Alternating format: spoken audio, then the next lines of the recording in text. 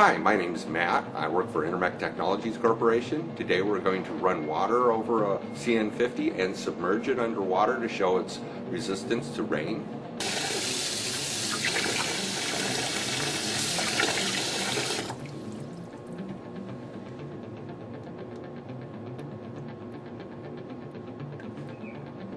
And as you can see, the touchpad and the GPS is still working.